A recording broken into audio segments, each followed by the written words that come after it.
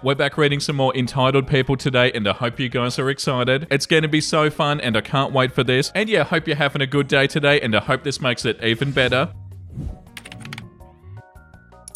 Spouse's entitled friend insists on staying with us and being chauffeured around everywhere. Whoo boy, I had no idea people could be this unaware. My spouse's childhood friend announced a year ago that they were coming to our country and they intended to stay with us. We tentatively said okay. Recently we found out that my mother requires a significant medical procedure. We'll be hospitalized for a few days to a week and recovering with us after. The three of us live together as roommates with bills split equally. This procedure falls smack dab into the middle of spouse's friend's trip. I told my spouse to tell their friend about the circumstances and that this would severely impact any sightseeing plans that we had, and I'd be out for the duration of the trip between work and taking care of my mum. The friend, despite driving for many years in their home country, didn't want to drive while they were here and expected us to ferry them around. I had hoped that, like most normal people, the friend would pick up on the fact that this is not a good time to visit us and make some sort of alternate arrangements, i.e. drive a car, but instead they said, well, as long as I get to see so-and-so while here, I'm fine. I should explain that my spouse is a very new driver and just got their license a month ago and has little experience driving on freeways. They were and still are terrified of these. I do most of the driving as a result while they're getting comfortable. Yeah, so you're gonna have to do all the driving when the friend comes over? Nah. Said friend arrived on Monday and since then, expected to be picked up from the airport, a 2-hour drive each way, and spouse, the new driver, had to drive in horrific traffic to get them. I was busy with appointments for my mum and work. Did not offer gas money to my spouse for driving all of that way to get them. Expects to be driven to sightsee each day. Again, never offers gas money or pays for anything. When in our house, has the TV up loud in the one room that I enjoy hanging out in, outside of our bedroom, doesn't pick up after themselves, has not offered to pay for a single meal. Oh my god, get rid of them. Doesn't even pay for their own meals or drinks or save for one meal. So now we're paying to feed another adult. Should also mention that the friend has money, so it's not even a case of not having money. When taken to sightsee, never says thank you and even complained about one place that my spouse took them to. Oh my god, who is this? Do they not have any common courtesy? They sound like a nightmare. Take super long showers without even asking if we had to use the bathroom before. Does not offer to help with anything in the house. They sound insufferable, and please tell me you said something, OP. You need to stand up for yourself here. Oh no, is this going to be one of those sorts of posts where you get sort of annoyed at OP because they're not doing anything? Refuses to arrange their own sightseeing and is entirely dependent on my spouse, who I'd like to have around to support me during this stressful time, but do not want to be around the friend, so therefore I don't get my spouse. Lectures my spouse on the politics and social norms of our country, despite the fact that my spouse has lived here for 4 years and knows more than said friend does. The friend is a total social drain to be around and only wants to talk about themselves and their thoughts and complaints. The friend has not once said thank you to us for hosting or driving or paying for their meals. The friend is staying for 13 days total, all with us and all with the expectation of us driving them. No, you need to get rid of them, OP.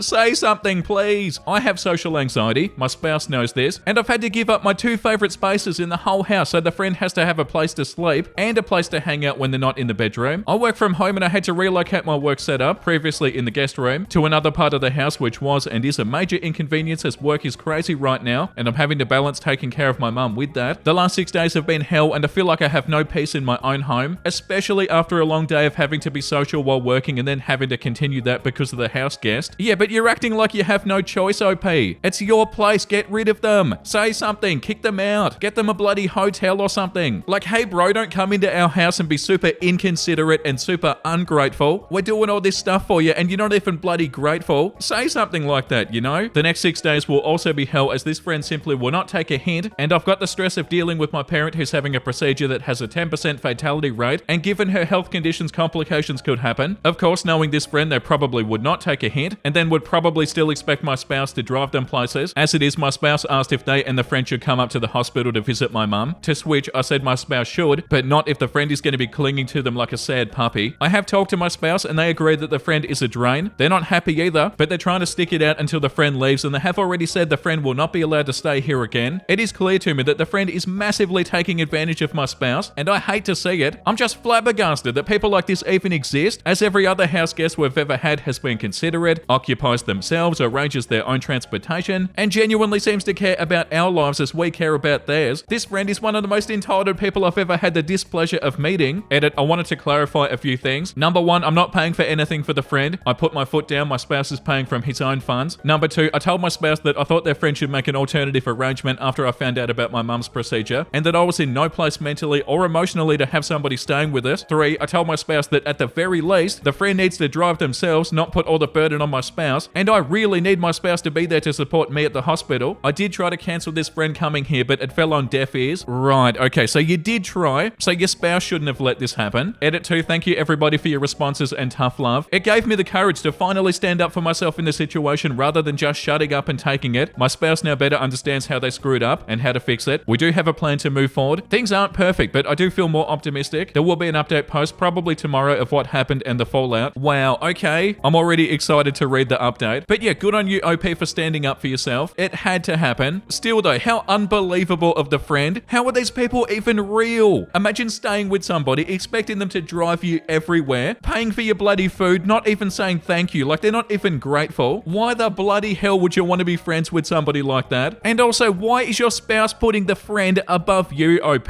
Like, what does the spouse have to say? I feel like they really dropped the ball on this one. Okay, update. People were asking for an update to this debacle, so here it is. After the original post and seeing the comments, I got even more angry at the situation. I felt very hurt and disappointed by my spouse's inability to put the needs of his spouse above a friend that he rarely sees in person. I felt like I was not the priority and neither was my mum in a very vulnerable time. I simply could not tolerate the situation anymore. The responses did shake some sense into me and made me determined to not be a doormat any longer. Because I was exhausted and I had already told my spouse of my feelings, I essentially gave my spouse the cold shoulder. I avoided interacting with them and the friend. I refused to buy any food even for my spouse. I looked after my mum. I spent lots of my time with her and I made plans. When we did finally talk later that day, I told my spouse that I was getting a hotel room 5 minutes away from the hospital and that I was going to stay there until I felt more comfortable in my own home. If that was several days, so be it. They asked if I was doing it to avoid them. I said no, I was simply done with the stress of the situation and I did not care to be around the friend. By the next morning, I think they finally realized the gravity of the situation and just how upset I was. They offered to help the friend fly home sooner. I said, why is the only option you driving them everywhere or them having to fly home? Are they that incapable that they can't even get a hotel and their own transportation? Spouse mentioned the cost of a hotel, to which I said, I know the friend has money, they can afford it, and why travel to another country if they had no money to pay for accommodation? That's a very good point, OP. I told my spouse that until the friend is gone, I'm staying at a hotel down the road from the hospital. I told my spouse that I felt incredibly hurt and angry that I was not the priority in an extremely stressful time in my life, that spouse did not listen when I told them to tell the friend to make other plans than staying with us, that in trying to keep us both happy, spouse deeply hurt me, their partner in life. I told my spouse that they weren't there for me when I needed them the most and could not be as long as they were catering to the friend. My spouse revealed that they felt backed into a corner with the friend and like they had to keep us both happy. They also revealed that the friend is known for sometimes having tantrums if they don't get their way.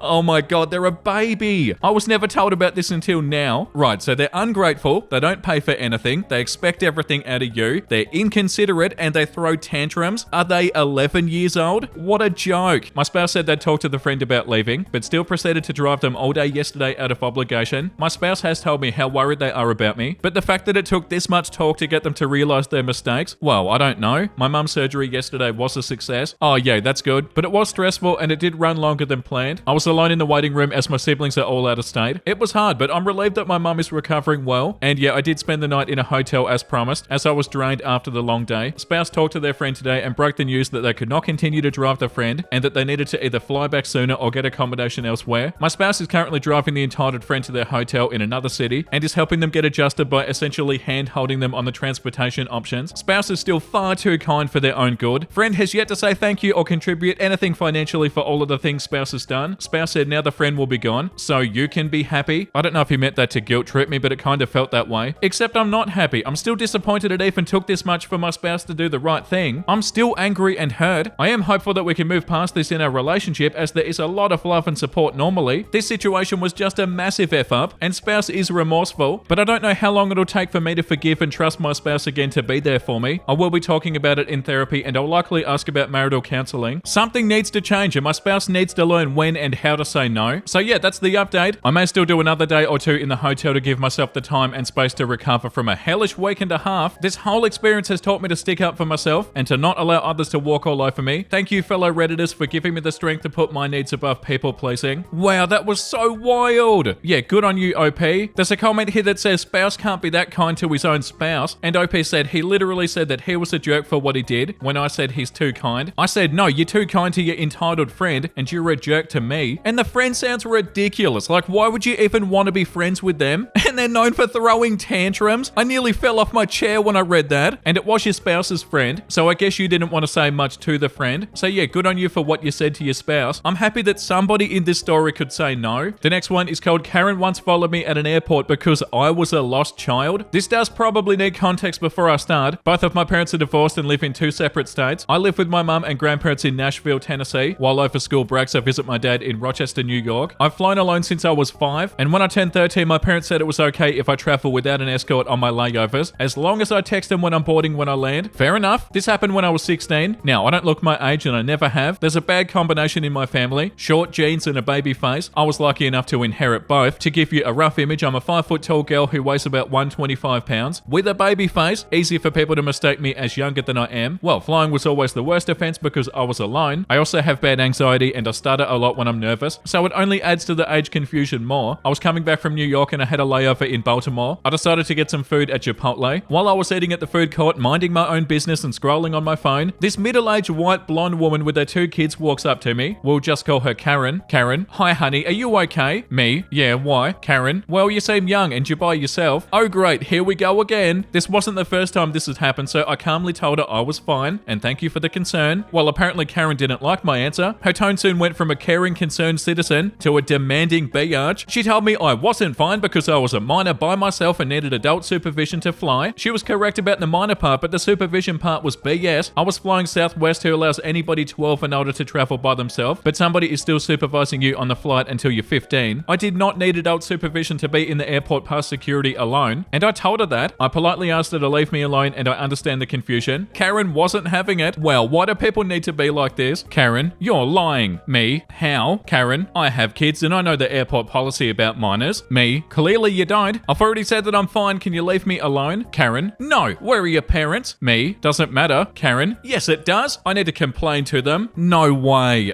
They said that. At this point, I was getting annoyed. At this point, I'm getting annoyed. I didn't want to tell her about the fact that my parents were divorced, but back then I saw that it was the only way for her to fully understand the situation and leave me alone. Me, ma'am, I'm 16 years old. My mum is in Nashville waiting for me, and my dad is in New York. Neither of them are in this airport, and they both know that I'm by myself, and they're okay about it. I'm allowed to have a layover by myself, and I'm not considered an unaccompanied minor when I'm 16 years old, according to the airline. Now leave me alone. Karen, no, you're lying. Me, how am I lying? Karen, I know you're lying because I have children. I know how rebellious they are, and you're definitely not 16. I was getting mad at this point. For one, what right do you have to tell me how old I am? And secondly, your children look like they're 7 and 5. A little too young to be going through a teenage rebellion. I stood up, I put my food in my bag, and I told her, I think I know how old I am. Karen, where's your proof? I took out my driver's license. Looking back, I probably shouldn't have done that, but I was desperate for her to go away. With not only my birthday, but the fact that I had one in the first place signified that I was 16 or older. I didn't want to show this lady my other information, so I let her see the birthday and nothing more. Karen wasn't going to swallow her pride and walk away. Karen, that still doesn't excuse you from walking around the airport by yourself. How do I know you aren't running away from home? I wanted to tell her that even if I was, it was none of her business. I repeated the Southwest policy to her, and I told her if she still didn't believe me, she could go on their website and check for herself or ask an employee. I then repeated for her to leave me alone or I'd get security. My bluff didn't seem to affect her. She said I wasn't going anywhere and I had to come with her and find my parents. I simply told her no and I began reaching for my backpack. The Karen grabbed my wrist and started pulling me. I yanked my wrist away, grabbed my backpack, and I started running. At that point, people were watching and her kids seemed distressed, but I didn't care. I made a run for my gate. Now, I'm not very athletic, but I'm definitely faster than this overweight single mum. I eventually made it to my gate and I took a seat at one of the chairs. Still feeling uneasy, I told the lady at the gate what happened and that I was still shaken up. She understood and she said that if she did see a woman matching the description near the gate, she'd make sure that she didn't come near me, and if she did, security would be alerted. Well, turns out my gut was right, and after about an hour, I saw her looking around the different gates. I told the lady and she nodded. She instructed me to get behind the desk as the Karen approached. Here's the conversation. Karen, excuse me, that child behind you is not allowed to be in the airport by herself. She turned to me and she asked me if I was an unaccompanied minor. I answered no. Woman, if she's not an unaccompanied minor, then she can be in the airport report by herself. Karen, she's lying. She can't be 16. She showed me a fake ID. Woman, oh really? She turned to me and asked me to see my boarding pass. I gladly handed it to her. She reviewed it and said it looked fine, and then asked me to see what I showed Karen. I gave her my license and she also said it looked fine. Karen demanded the woman at the desk to hand me over to her so she could take me to her gate and find my parents. This scared me. I knew I wasn't going anywhere with this woman, but it didn't stop me from being scared. Woman, ma'am, is this girl your child? Karen, no. Woman, then I'm afraid I can't give her to you. I can assure you she is in good hands. Karen, no she's not, because she's rebellious and lying. I'm clearly more qualified to take care of her considering I have children, and you don't. That did it. At this point I could feel a panic attack coming on. The nice woman must have noticed this. She told the Karen that either she goes to her gate and leaves me alone, or security will be called. Karen huffed and puffed, saying that the front desk ladyboy didn't know her own airline policies, and she'll be calling 911 for child endangerment, and Southwest was going to be shut down for this. The lady at the desk only nodded. After Karen was done with her rant, she walked away before security could come. Before she left, the lady asked her name so she could file a complaint for her, an obvious lie, and she told her, we'll just keep her name as Karen. The lady at the desk offered to find her gate, informed them of what happened, and made sure she didn't leave her gate to make me feel safer. I agreed, and we found out that her gate was in the international terminal. Knowing that this woman wanted to take me to a completely different terminal, the international terminal no less, made me even more scared, but I was assured that everything was going to be alright. Her gate was informed about the situation, and they said that they'd make sure that she wouldn't leave the terminal once she got there. It made me feel a lot better. I'm 19 now and I still haven't grown taller. I'm in college now and I still fly by myself. I'm still a little bit shaken up from the whole thing, but I still fly on my own, but I make sure to carry around my ID and passport, and if anybody asks me if I need help, I'd answer no and walk away. That may make me look more suspicious, but I don't care. I'd rather come across rude than have to deal with another crazy Karen. Man, this post was long. Thank you for reading all the way if you did. Yeah, like the top comment says, there's helpful and then there's lunacy. This woman was not being helpful. I do hope that somebody verified that the children with her were her children and that she legally had custody of them. I'm glad the employees helped you, but I wish they'd done more. The local police should have had a serious fear of God talk with Karen, explaining that they're keeping a record of the event. If she did believe a child was in danger, she would have been fine contacting security herself and asking them to make sure everything was okay. Trying to force you to accompany her and pursuing you suggests that her primary concern was her displeasure at you not instantly doing what you wanted and therefore being rebellious. Awful situation. I'm sorry you had to deal with that, OP. Why are people like this? You said so many different times that you were completely fine and they had so many opportunities to just walk away, but they didn't and they kept on going. I'm so glad it wasn't worse than it was, OP. The next one is called I grammar checked somebody's college paper and now he's blaming me for his failure. Since my high school days, I've been correcting some of my friends' papers. I mostly only check the grammar, but I also do some minor adjustments. For instance, I had one friend who didn't understand the concept of paragraphs until college. I'm not a professional by any means, but my work has been good enough that my friends have recommended me to some of their peers. I graduated college in 2019. I'm not a teacher or a student, and I don't charge anybody anything. Whenever I agree to do this, it's purely for fun. However, I have been doing it less and less lately, as I now have an actual job, a husband, and a toddler. Also, almost all of my friends have graduated. One of the exceptions is a friend of mine who recently decided to get a second degree. His class had a pretty big paper to deliver last week, and he recommended my services to a classmate of his. I was put in contact with them. I'll call him Derek, an 18-year-old who, based on our interactions on the phone, seemed like a chill person. In retrospect, I'm pretty sure he was just high. The paper was due last Monday at 7:30, right before the start of their class, and he promised me that he'd send it for me to grammar check it at least 24 hours before. On Monday at 1 a.m, Derek finally sent me the paper. As promised, I swallowed my frustration and I got to work. The paper was 3 pages. As I read it, I noticed that at least half of it was very obviously written by your friend and mine, ChatGPT. It was bad enough that I almost immediately realized the information was wrong. I think the AI confused 2 different people, which derailed much of what came next, even though I only had a basic understanding of what the paper was about. But it was 1 a.m. and the grammar for that half was fine, so I didn't touch it. I only corrected the offensively atrocious grammar that was present everywhere else. I sent him the finished paper about an hour later. He didn't thank me. Derek got his grade back yesterday. His paper was a 2 out of 10, and his teacher apparently told him he was lucky to even get that. His response was to send me a text that said something along the lines of, "What the hell did you do? Weren't you supposed to correct it?" Wow, bro, what? I reminded Derek that I corrected grammatical errors, not information. He'd been informed of that several times by both me and my friend before I agreed to help. He rudely continued to text me that I should have corrected the rest of it anyway. Get out of here, dude. Since I could tell the information was inaccurate. So Derek, who relied on AI to write half of a very important paper, is blaming me for the fact that his teacher saw right through it. And judging by some of his texts, I think he expected me to rewrite parts of his paper. The bloody nerve of this guy. I get it. I was a student once and I don't miss it, but I'd never treat anybody like this, especially somebody who had just done me a favor. I'm seriously considering not doing grammar checks anymore. Yeah, and fair enough too, OP.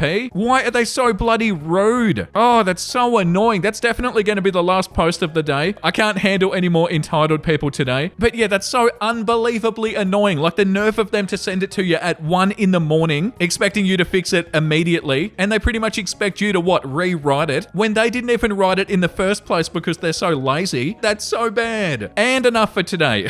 Let's read something wholesome. My wife of 16 years, mother of my 3 kids and love of my life, sprinted from the living room to laundry room in a sports bra early this morning to grab a shirt. She paused for a moment to smile at me, and 8 hours later, I still have chills thinking about how gorgeous she is. Oh, that's so cute. I love that so much. That's so beautiful. I love seeing people in love. Yeah, wow, that's so sweet. That one molecule of serotonin trying to keep me going through the day. Yeah, like, come on, we got this. It's a beautiful day. Everything's amazing. I may only be one molecule of serotonin, but I'm gonna carry this. That's so funny. How do you sleep at night knowing that there are some people in the world who don't like you? Jim Carrey. Without any underwear in case they want to kiss my ass?